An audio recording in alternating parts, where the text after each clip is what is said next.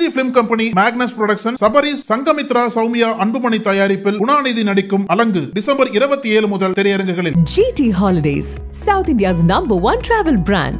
You know you are special when you're with GT Holidays. இன்று காலை இந்து பத்திரிகை படித்துக் கொண்டிருந்த பொழுது ஒரு செய்தி என்னுடைய மனதை கவர்ந்தது.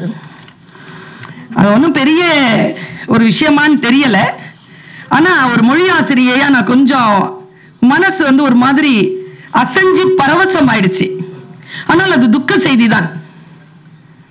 துக்க செய்தியை வாசிக்கின்ற பொழுது மனம் பரவசம் ஆகுமா? சொல் சரியாக இருந்தால் ஆகும்.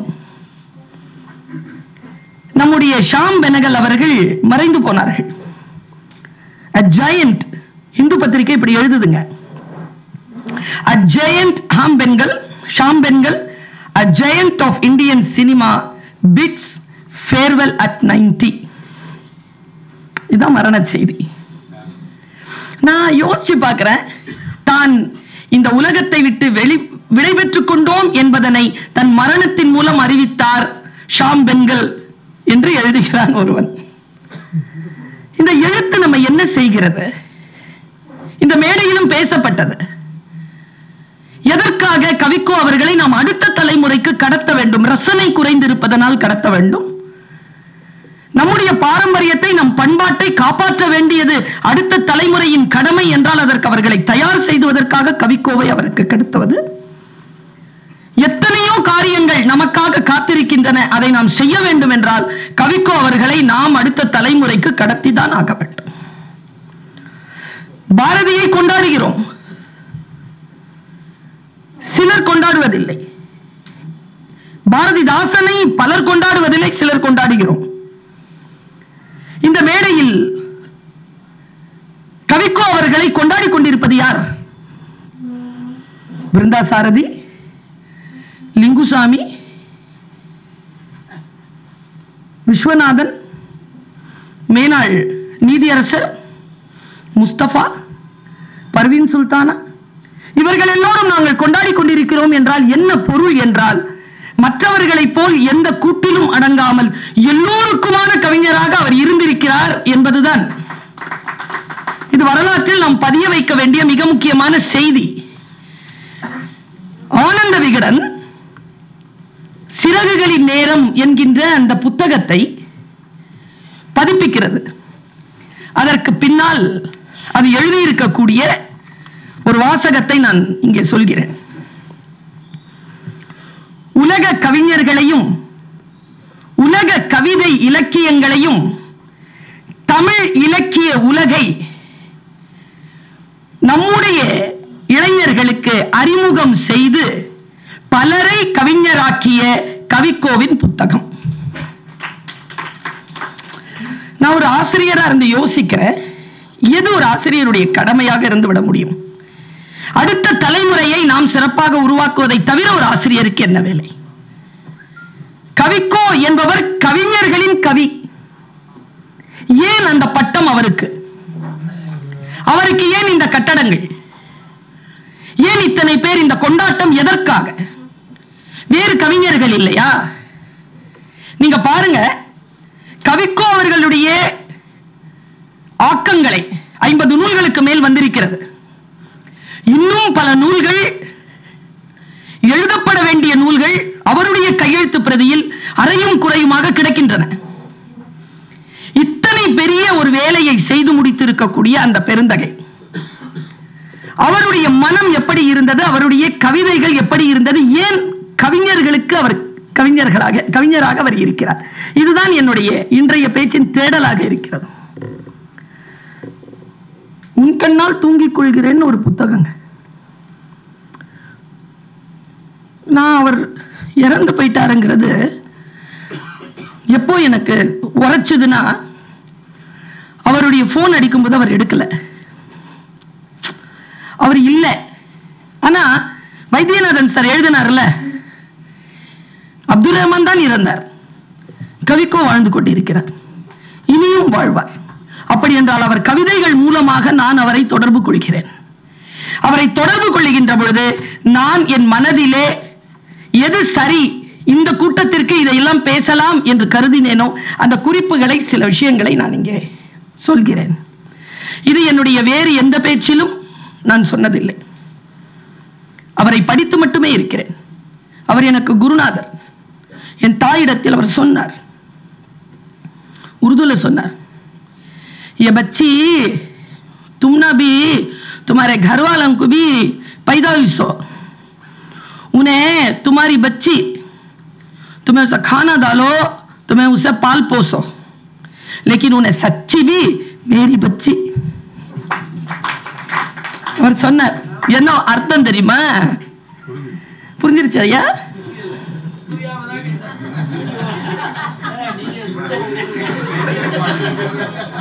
நான் கவிக்கோ ஐயா பேசுறப்ப அதே உருது தான் பேசினேன்.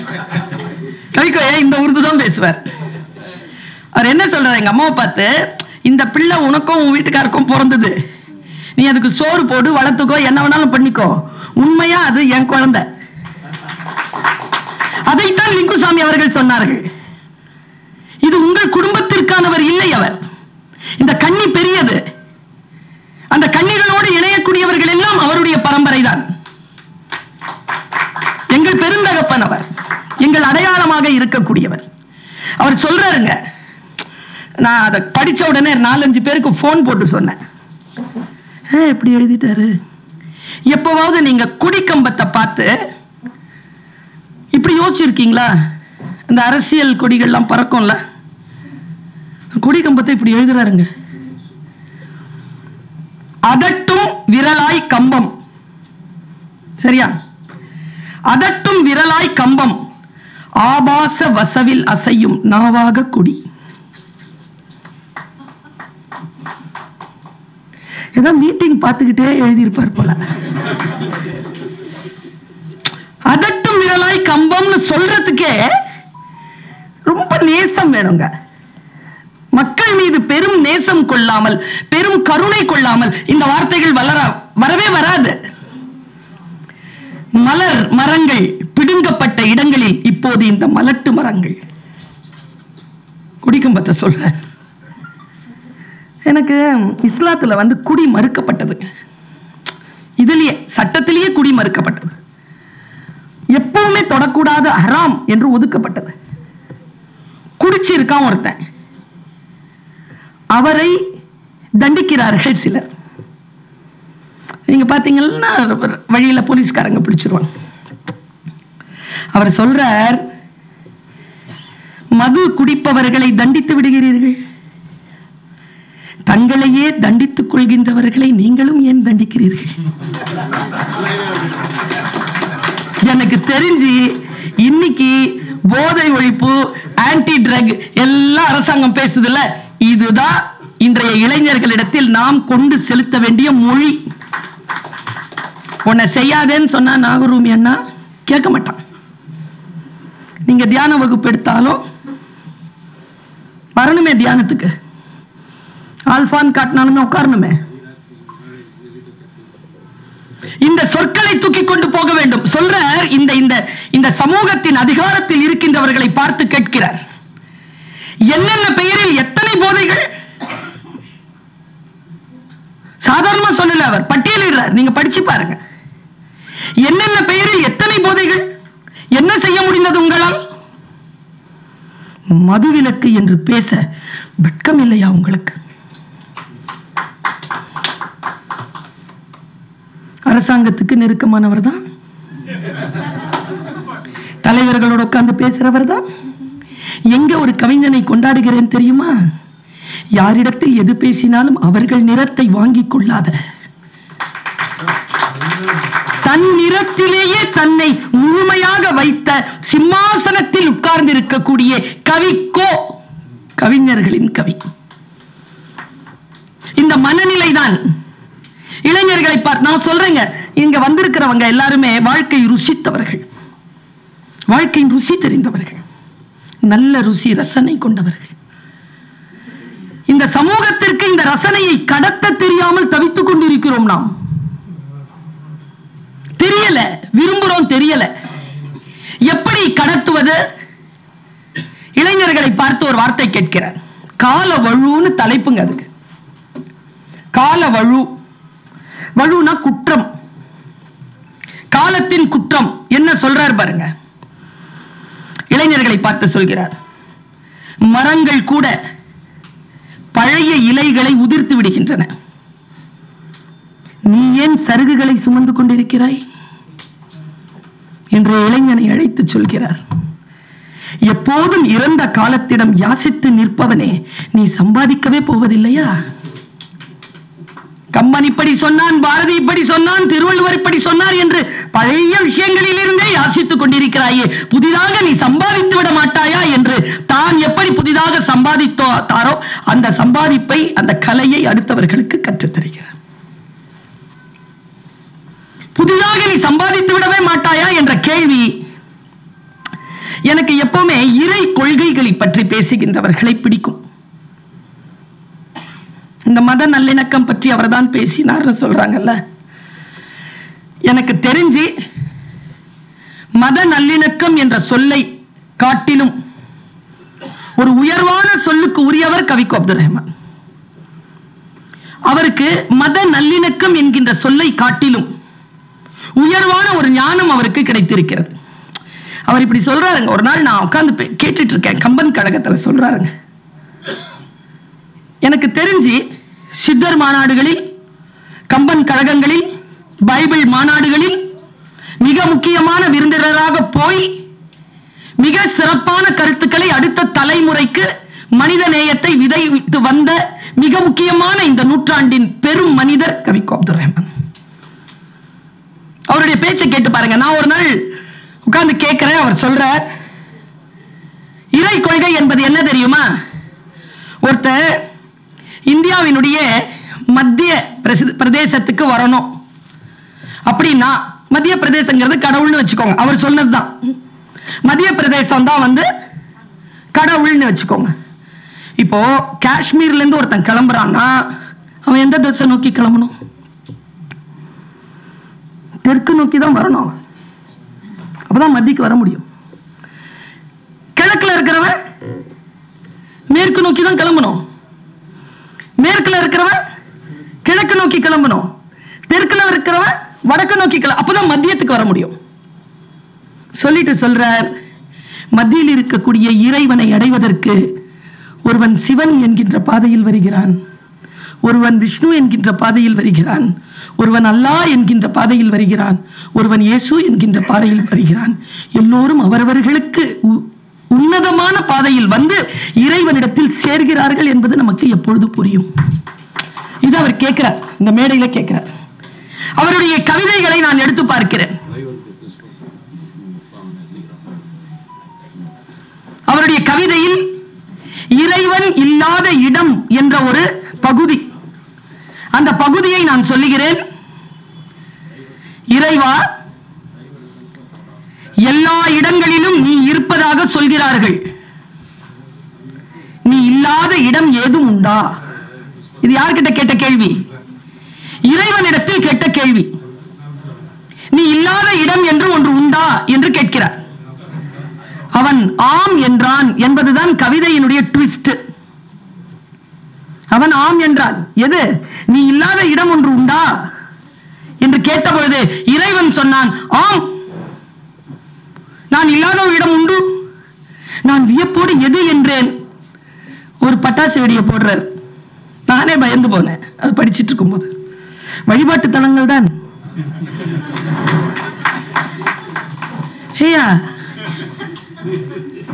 நான் அதிர்ச்சியோடு நீ ஏன் அங்கே இல்லை என்றேன்.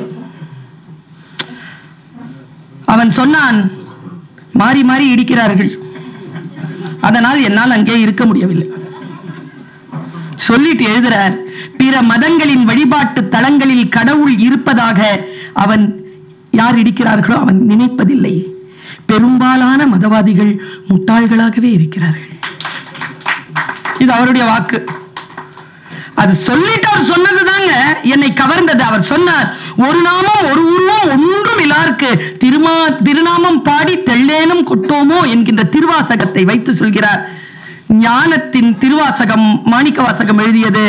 அவருடைய அந்த வார்த்தையை சொல்லி சொல்கிறார், ஞான சொல்லின் நான் அடி தேடி செல்கிறேன். ஞான சொல்லின் அடிதேடி செல்கிறேன் என்று சொன்னவர் 2 டாக்குமெண்ட, அதாவது வாக்குமூலத்தை டாக்குமெண்டேஷன் பண்றார். 2 வாக்குமூலத்தை. இன்றைய இளைஞர்கள், இன்றைய கவிஞர்கள், இன்றைய மனிதநேய செல்வர்கள், திராவிடம் ஆரியம் என்று பேசக்கூடியவர்கள் எல்லோருக்குமான பாடம். அவர் சொல்கிறார், நாத்திகர் மேல் எனக்கு கோபமே இல்லை, ஏனென்றால் அவர்கள் இறைவனை அறியாதிருக்கிறார்கள். ஆத்திகவாதி மீதுதான் எனக்கு கோபம், ஏனென்றால் அவர்கள் தவறாக புரிந்து கொண்டிருக்கிறார்கள். எனக்கு இந்த இடத்துல நான் பாரதியை கொண்டு வந்து அவருக்கான அந்த புள்ளியில நான் சேர்க்க விரும்புகிறேன். It's a tribute to Kavikko. ஆத்தி சூடி இளம்பிறை அணிந்து மோனத்திற்கும் முழுவெண் மேனியான், கருநிறம் கொண்டு பார்க்கடல் மிசை கிடப்போன், இயேசுவிற்கு மறையருள் புரிந்தோன், முகமது நபிக்கு மறையருள் புரிந்தோன், இயேசுவின் தந்தை என பல மதத்தினர் உணர்ந்தும் உணராமலும் பரவிடும் பரம்பொருள் ஒன்றே. அதன் இயல்பு ஒளி உரு அறிவாம். அதனிலை கண்டார் அல்லலை அகற்றினார், அதனிலை வாழ்த்தி அமர வாழ்வு எய்துவோம். இது பாரதியினுடைய வாக்கு. அடுத்த கன்னியாக நின்று வெளியில் வந்து அவர் இதை பேசுகிறார். கொஞ்சம் இந்த விஷயத்துல இருந்து கொஞ்சம் வெளியில வருவோம். ஆண் பெண் பிரச்சனை பேசணும்னு வச்சுக்கோங்களேன், என்கிட்ட எல்லாரும் கேட்கிற வார்த்தை, ஏன் ஆண்கள் மீது உங்களுக்கு அவ்வளவு கோபம்? எப்பொழுதும் பெண்கள் சார்பாக. அப்படி இல்லை. என்ன காரணம்? எனக்கு நான் ஒரு வாட்டி கவிக்கோ ஐயா கிட்ட உட்கார்ந்து பேசிட்டு இருந்தேன். அவர் சொன்னார், அவர்கிட்ட நான் டைரக்டா பேசினது, ரூமி படிக்க சொன்னீர்களே, படித்தேன். ரூமி தானே சொல்கிறார், பெண்ணை அடக்கி ஆள்பவன் காட்டு மிராண்டி, அவனுக்கு ஞானியோ அடங்கி போகிறான். ரூமி. உடனே கவிக்கோல உண்மையாதான் சொல்றான், ஞானிதான். ஏன் அப்படின்னு கேட்டேன். அப்ப நீங்க அடங்குறீங்களான்னு. அவளிடத்தில் அடங்கினால் தானே அவளை ஆட்சி செய்ய முடியும். என்ன குறும்பு பாருங்க. என்ன கருத்தில் இருக்கிறாரோ அந்த கருத்தில் அப்படியே இருக்கிறது. பயங்கரி அப்படிங்கிற ஒரு தலைப்புல எழுதுறாருங்க ஒரு வார்த்தை. முடிஞ்ச பிள்ளைகள் படித்துக் கொள்ளுங்கள். நான் ரொம்ப வியந்து போன படிச்சு. பயங்கரி யார் அப்படின்னா லிலித் அப்படிங்கிற ஒரு பெண்ணை பற்றி எழுதுறார். இவ யார் இந்த லிலித் அப்படின்னா, ஆதாம் ஏவாள் ஏதேன் தோட்டம்னு அவர் பேசுறாருல, ஏவாள் தான் முதல் பெண் என்பது நாம் எல்லோரும் தெரிந்து வைத்திருக்க கூடிய ஒரு செய்தி. தெரிந்து வைத்திருக்கிறோம் இல்ல அப்படிங்கிறார் அவர். ஏவாளுக்கு முதல்ல ஒருத்தி பிறந்தா, அவளுக்கு பேர் லிலித். அவ நெருப்பின் கோலத்தில் இருந்து பிறந்தவள், அடங்காதவள், ஆண்களின் மனதை கலைப்பவள். அதனால் அவளை கடலின் ஆழத்திற்குள் சென்று கடவுள் புதைத்து விட்டார். அதற்கு பிறகு பிறந்தவள் தான் ஏவாள். அவளை ஆதாமின் இடுப்பு எலும்பில் இருந்து படைத்து சாந்தமாக வைத்திருந்தார் என்று கதை போகிறார். அவர் சொல்றார், இதுல இவருடைய கையெழுத்து எது தெரியுமா? பைபிள், பிப்ளிக்கல், குரானிக் புரிதலில் இந்த கதைகள் உண்டு. ஆனா எங்க கவிக்கோ ஜெயிக்கிறார்னா, அவர் சொல்றார், ஆழ்கடலில் அழுத்தப்பட்டாள் என்பது ஒரு உவமைதான். அவள் மனம் எனும் ஆழத்தில் புதைக்கப்பட்டாள். முக்கியமாக ஆண்களின் மனதில், ஆழ் மனதில் புதைக்கப்பட்டாள். அது ஒருபோதும் புற உலகிற்கு அடங்காதது. அப்படி சொல்லிட்டு கீழே வரார், அவள் பெண்ணினுடைய ஆழ் மனதிலும் தான் அடங்கி கிடக்கிறாள். அப்போ அவ வெளியில வருகின்ற பொழுது வருபவள் அம்மாவோ மருமகளோ மாமியாரோ இல்லை, அது லிலித் தான் என்று அந்த கட்டுரையை முடிக்கிறார். நான் இதை வாசிக்கிறேன். ஒரு மனதை கழுவக்கூடிய கவி. ஒரு வாட்டி ஒரு கவிதை படிச்சுட்டு இருந்தேன். ஒருத்தி பூ வித்துட்டு இருக்கா. ஒருத்தன் சொல்றான், பூவை விற்று அதை விட உயர்ந்ததாக எதை வாங்கிவிட முடியும்? நான் படிச்சு சிலிர்த்து போயிருக்கேன். இது அல்ல கவிதை. பலூன் விற்கும் சிறுவனுக்கும் பலூன் வாங்கும் வயதுதான். நடுங்கி போயிருக்கேன். கவிஞர்கள் இப்படித்தான் செய்து தொலைக்கிறார்கள். அந்த மனுஷ் கவிதை எல்லாம் படிச்சீங்கன்னா உயிரோடவே இருக்க முடியாது. பிரிவின் 100 காரணங்கள்னு எழுதியிருக்கிறார் மனுஷன். சேர்வதற்கான காரணங்கள், அதை விட பிரிவின் காரணங்களை படிக்கணும். இன்னைக்கு இளைஞர்கள் படிக்கணும். அவங்க கிட்ட நிறைய இளைஞர்கள் வந்து கேட்டார்களாம், அது எப்படி நாங்க நினைக்கிறது நீங்களே சொல்றீங்கன்னு. என் வாழ்க்கையில நிறைய பிரேக்கப் நடந்தது இல்லைன்னு அவர் பதில் சொன்னாராம். அப்படின்னு அவர் என்கிட்ட சொன்னார். அதுல எவ்வளவு உண்மைன்னு எனக்கு தெரியாது. மைக்கேல் ஏஞ்சலோ என்கின்ற ஒருவன் மிகப்பெரிய சிற்பி, அதே போல் அவன் மிகப்பெரிய ஓவியன், புகழ்பெற்ற ஓவியன். அந்த மைக்கேல் ஏஞ்சலோ பற்றி சொல்லுகின்ற பொழுது, கவிக்கோ சொல்லுகின்ற மைக்கேல் ஏஞ்சலோ பற்றி சொல்லுகின்ற வார்த்தை தான் உன்னதமானது. நான் அந்த வார்த்தைகளை கொண்டாடுகிறேன். மைக்கேல் ஏஞ்சலோ கவிதை, அந்த ஓவியங்களை விட, அந்த சிற்பங்களை விட நான் கவிக்கோவின் சொற்களை கொண்டாடுகிறேன். எப்படி பாருங்க, அவர் சொல்றார், ஒரு ஞானியின் நாவை போல அவன் ஒளியும் தூரிகையும். அடே அப்பா, மைக்கேல் ஏஞ்சலோவின் ஒளியும் மைக்கேல் ஏஞ்சலோவின் தூரிகையும் ஞானியின் நாக்கம். இப்படி சொல்ல முடியுமா? அவர் சொல்லுகிறார், இத்தாலியில சிஸ்டைன் அப்படிங்கிற ஒரு பெரிய சர்ச், அதுல கூரை ஓவியங்களை வரைந்தவன் மைக்கேல் ஏஞ்சலோ. அந்த தகவலை கொடுக்கிறார். கொடுத்துட்டு சொல்றார், அவர் ஒரு முறை இயேசு கிறிஸ்துவை வரைகின்ற பொழுது கருணையான அந்த முகம் அவருக்கு வரவே இல்லை. அவருடைய மனம் அடிப்படையில் துடித்துக் கொண்டிருந்தது. அவர் ஏதோ நண்பரிடம் சண்டை போட்டு கொண்டு வந்திருக்கிறார். அவர் தூரிகையை போட்டுவிட்டு தன் நண்பனிடத்தில் போய் மன்னிப்பு கேட்டார். அவர் மன்னிப்பு கிடைத்தவுடன் அவர் வரைந்தார். அது சரியாக வந்தது. ஒரு கவிஞனுடைய மனம் ஆழமான அமைதியில் இல்லை என்றால், அவர் சொன்னார்ல, ஃபர்ஸ்ட் வரதுதான் கவிதை, கேட்டோமா இல்லையா? அதுக்கப்புறமா அதுக்கு எந்த அலங்காரமும் பூச வேண்டிய தேவை இல்லை என்று அவர் சொன்னார். நான் இப்படி யோசித்து பார்க்கிறேன். வாழ்க்கை நம்மை மிதித்து விட்டு போய்கொண்டே இருக்கிறது. நம்முடைய ஒரு, நான் எழுத்துலகின் சிங்கம் என்று சொல்லுவேன், ஜெயகாந்தன், ஜே.கே சொல்வார். சில நேரங்களில் சில மனிதர்களில் எழுதியிருப்பார் முன்னுரையில், வாழ்க்கையில் இப்படி எல்லாமா நடக்கிறது, இப்படி எல்லாமா நடக்கும், இப்படியெல்லாம் நடக்கலாமா, இப்படியெல்லாம் நடக்கவே கூடாது என்று நீங்கள் சொல்லுகின்ற எல்லா விஷயங்களுக்கும் வாழ்க்கை ஆம் ஆம் என்று சொல்லியே நகர்கிறது. அதுதான் அப்படின்னு எழுதுறாருங்க அவர். அதுதான், இதுதான் அவருடைய கருத்து. அந்த கவிதையினுடைய தலைப்பு ஆலாபனையில் அது என்ன? அதுதான் வாழ்க்கை என்பது, அதுதான் அப்படிங்கிறார். இப்ப எனக்கோ உங்களுக்கோ வாழ்க்கை என்றால் என்ன என்று கேட்டால் பதில் சொல்ல தெரியுமா? 65 வயதில் தம்பி ஒருவர் வேறு எப்படியோ நடந்து கொண்டார். நான் கேட்டேன், 65 வயசாயிடுச்சு, எப்படி நடந்துக்கிறீங்களே? அவர் சொன்னார், இந்த வயதில் எப்படி நடந்து கொள்வது என்று எனக்கு தெரியவில்லை. ஏனென்றால் இந்த வயதில் இதற்கு முன் நான் இருந்ததில்லை. அனுபவமே இல்லைல்ல, புதுசு தானே. அந்த வயசு அவருக்கு புதுசு தானே, கத்துக்கிற வயசு தானே. 60 வயசுல எப்படி இருக்கணும், 60 வயசுல தானே கத்துக்க முடியும். பாருங்க, எது வாழ்க்கை? ஒரு கவி, அவர் ஆவணப்படத்துல பிருந்தா சாரதி ஒரு காட்சி வச்சிருப்பார். ஒரு மாடர்ன் சிற்பத்தை போட்டோ பிடிச்சிட்டு இருக்கிற மாதிரி ஒரு ஃப்ரேம் வந்தது. நீங்க நல்லா பாத்தீங்கன்னா அவர் கேமராவை இந்த பக்கம் வச்சுக்கிட்டு அவர் பார்த்துக்கிட்டு இருப்பார் அந்த படத்தை. கேமராவின் கண்களிலே அவர் பார்க்கவே இல்லை, அவர் தன் கண்களிலே அதை பார்க்கிறார், பிறகு அதை பதிவு செய்கிறார். பார்வை இருக்குல்ல, அதுதான் அப்படின்னு தொடங்குற ஒரு 10 பாயிண்ட் எழுதியிருக்காருங்க. நான் என்ன சொல்றது? நான் ஒரு விஷயத்தை சொல்றேன்.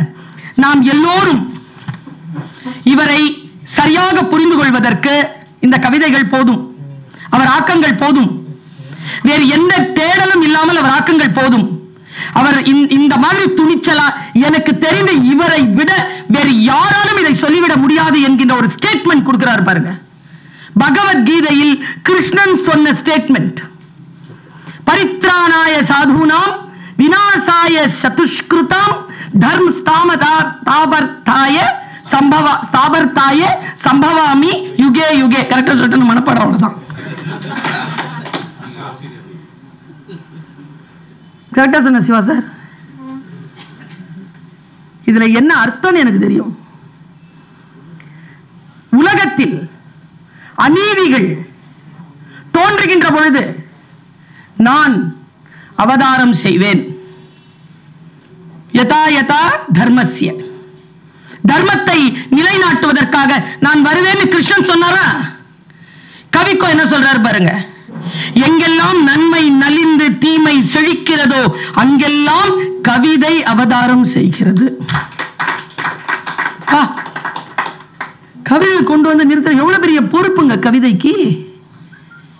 இந்த உலகத்தில் கடவுள் செய்கின்ற வேலையை கவிதை செய்யும் என்று சொல்லக்கூடிய துணிச்சல். நான் பாரதி கிட்ட அதை பார்த்திருக்கிறேன்.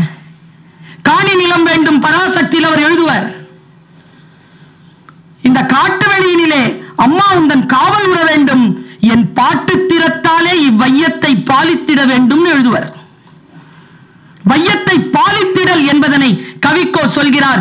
எப்பொழுதெல்லாம் நன்மை நலிந்து தீமை செழிக்கிறதோ கவிதை அவதாரம் கொள்கிறது என்று சொல்கிறார். இந்த துணிச்சல் யாருக்கு வந்திருக்கிறது? சொல்லுவதற்கான துணிச்சல். அவர் வாயிலிருந்தான் கேட்டேன், திருமணத்திற்கு போகும்போது இவங்கள மாதிரி இரு அவங்கள மாதிரி எல்லாம் வாழ்த்தாத, நானும் என் மனைவியும் எப்படி வாழ்கிறோமோ அப்படி வாழ் என்று வாழ்த்தக்கூடிய தகுதி பெறு. A real man, a real hero, a real poet. இதை விட ஒரு தகுதிப்பாடு, ஒரு சொல் ஒரு மனிதன் பெற்றுவிடவே முடியாது. பாருங்க, எது வாழ்க்கை நம்மிடத்தில் கேட்கிறார். எத்தனையோ காட்சிகளை நாம் பார்க்கிறோமா இல்லையா? இப்பெல்லாம் ரீல்ஸ்ல நிறைய பார்க்கிறோம். நான் ஒரு சைக்காலஜி படிச்ச டீச்சர். இன்றைய இளைஞர்களுக்கு சொல்லிவிடுங்கள், வேகமான காட்சிகளை பார்த்து பயிற்சி பெறுகின்றவர்களால் நிதானமாக புத்தகத்தை வாசிக்க முடியாது. Entertainment, entertainment, entertainment will lead you to stress. ரொம்ப என்டர்டெயின்மெண்ட்ல ஆகாது. ஒரு சொல் போதும் நம்மை புத்துணர்ச்சி செய்ய வைக்க. எப்படி சொல்றாரு பாருங்க, நம்முடைய மனங்களை தோண்டி அப்புறம் வீசக்கூடிய இந்த வார்த்தைகளை இதோ மிகப்பெரிய கனத்த மனதோடு நான் பதிவு செய்கிறேன். அவர் சொல்கிறார், சமாதியில் மலர்ந்து சிரிக்கும் பூவை பார்த்திருக்கிறீர்களா? சமாதியில் மலர்ந்து சிரிக்கும் பூக்களை, கலவரத்தில் கொலையுண்ட பெற்றோர்களின் பிணங்களின் மீது விளையாடும் குழந்தைகளை பார்த்ததுண்டா? வாகன நெரிசல்களுக்கு மேலே சாலையின் குறுக்கே பறந்து செல்லும் வண்ணத்து பூச்சியை பார்த்திருக்கிறீர்களா? மின் விளக்கு குமிழிகளை மோகத்தோடு மொய்க்கும் விட்டில்களை பார்த்திருக்கிறீர்களா? நத்தையின் நடை கோடுகள் தற்செயலாய் எழுத்தாவதை பார்த்திருக்கிறீர்களா? நீங்களும் பார்க்கவே முடியாத காட்சியை பார்க்கிறாங்க. ஒரு முறை சொல்றார், பாலைவனத்தில் தோன்றுகிற நிலா. பர்வீன், நான் இப்படி எழுதினேன். வாணியம்பாடி முத்தமிழ் மன்றத்தில் உட்கார்ந்து சொல்றார், பர்வீன், நான் இப்படி எழுதினேன். உன் அவையில், யாருமற்ற உன் அவையில் உனக்காகவே உதிக்கிறதா இந்த நிலா? பாலைவனத்தில் வர நிலாவை சொல்றாருங்க. நான் கேட்டிருக்கிறேன். சொன்னாங்கல்ல பாலை நிலான்னு அவர் எழுதினார். நபிகள் நாயகம் குறித்து அவர் எழுதுறதுக்கு ரொம்ப ஆசைப்பட்டாருங்க. முழுமையான தொகுப்பு. அதை சொல்லுகின்ற பொழுது அவர் சொன்னார், இளைஞர்களுக்கு நான் சொல்லுகிறேன், அவரை போல் ஒரு கவியை இதற்கு முன்னும் இதற்கு பின்னும் இந்த பூமி கண்டதே இல்லை என்கின்ற பொக்கிஷமான ஒரு அந்த துறவியை நான் இப்படி சொல்கிறேன். அவர் சொன்னார், நான் நபிகள் நாயகம் குறித்து ஒரு காவியத்தை எழுத போகிறேன். யா அல்லாஹ், பைபிள் எழுதுகின்ற பொழுது ஏசையாவுக்கு தந்த அந்த எழுத்தாணியை எனக்கு தந்து உதவுவாயாக. இப்படி சொல்லுவாருங்க. இதுதான் கவிக்கும். எப்படி சொல்றாரு பாருங்க, நதி வறண்டு கிடந்தாலும் நதி என்றே அழைக்கப்படுவதை அறிந்திருக்கிறீர்களா?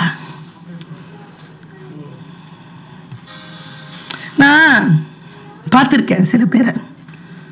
கணவன் இறந்திருப்பாங்க, குடும்பத்துல அவங்க தனித்து விடப்பட்டிருப்பாங்க, எங்கேயோ போய் திருமணம் பண்ணிட்டு வாழ்ந்துட்டு இருப்பாங்க. கணவனின் தம்பியோ தங்கையோ ஏதோ பல வருடங்களுக்கு பிறகு அவங்கள பார்க்கும் பொழுதும் அண்ணி நல்லா இருக்கீங்களா அப்படிதான் கேட்பாங்க. நதி வறண்டு கிடந்தாலும் நதி என்றே அழைக்கப்படுவதை அறிந்திருக்கிறீர்களா?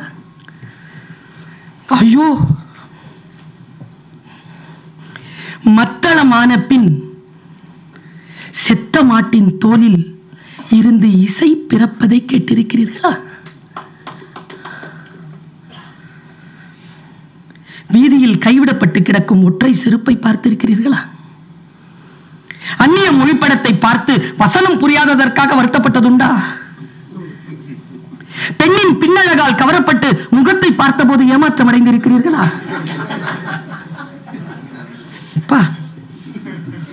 குறும்புனா குறும்பு, கடைசி பக்கங்கள் கிழிந்து போன துப்பறியும் நவீனத்தை தெரியாமல் எடுத்து படித்திருக்கிறீர்களா? அதுதான் வாழ்க்கை.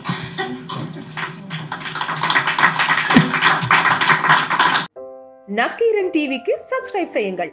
உங்கள் ஆதரவே எங்கள் பலம். ஆசிரியர்களுக்கு நண்பனாகவும் மாணவர்களுக்கு ஆசானாகவும் திகழும் தேர்வு வழிகாட்டி. ஒவ்வொரு பாடத்திற்கும் அனுபவமிக்க ஆசிரியர்களின் துல்லியமான தெளிவான விடைகள். CNC இருக்கு, தேர்வு பயம் எதற்கு? இது தீரன் பப்ளிஷிங் ஹவுஸ் விற்பனை வெளியீடு.